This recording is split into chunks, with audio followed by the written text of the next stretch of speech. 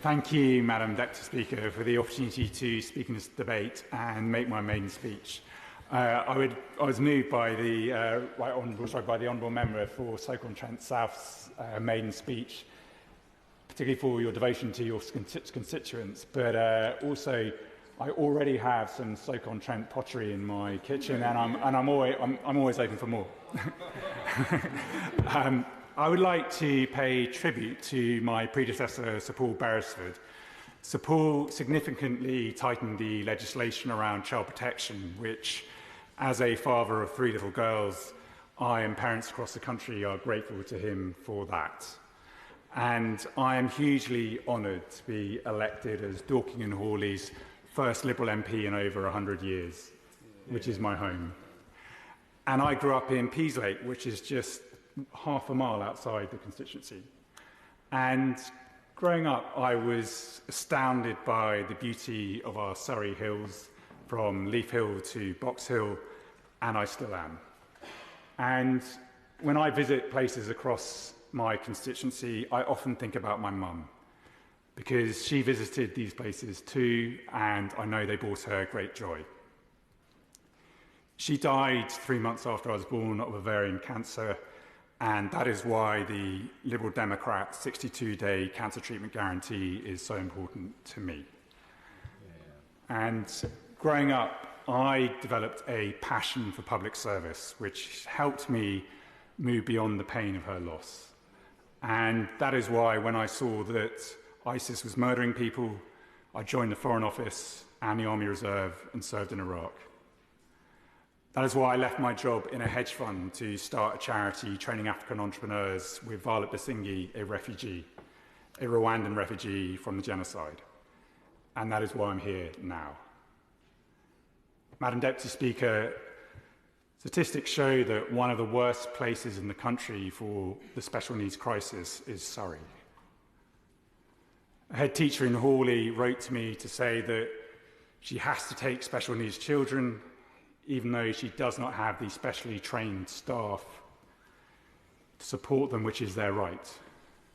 One mum wrote to me to say that her son had been out of school for 2 years, with no tuition and no placement in between. She's now having the same struggle with her daughter, and that she is one of just hundreds of families across Surrey. Imagine what the impact is on that little boy's life chances from missing 2 years of school. Imagine instead if he had been in a nurturing educational environment, one that was integrated with employers who cater to the unique talents of autistic people, such as above average analytical capabilities, attention to detail, and conscientiousness. Indeed, perhaps we should consider the contribution that autistic people could make to the technology that we need in public services, the topic of today's debate. Yeah. Sadly, the outcome can all too often be very different, as I discovered some years ago. Madam Deputy Speaker, a few years ago I went back to my old house in Peaslake, and Fiona, who brought off my dad, showed me around. And Fiona and her daughter, Cara, are in the gallery today.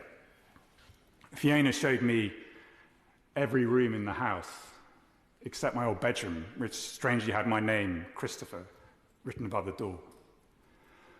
On my next visit, Fiona told me what had happened to her autistic son, Christopher. As a young man living alone in Leeds, he had been unable to get the support that was his right. And horrifically, he was exploited and murdered by a man who'd just been released from jail. And of the many things that went terribly wrong in Christopher's case, one was that the Mental Capacity Act 2005 has something called a presumption of capacity that can prevent the NHS and social services from intervening when they should. In fact, a 2014 House of Lords Select Committee in a post-legislative scrutiny report found that the Act is failing those that it is designed to protect and empower. Ever since Christopher's death, Fiona has been campaigning to change this law. And Madam Deputy Speaker, it is my intention that Fiona will succeed in changing this law.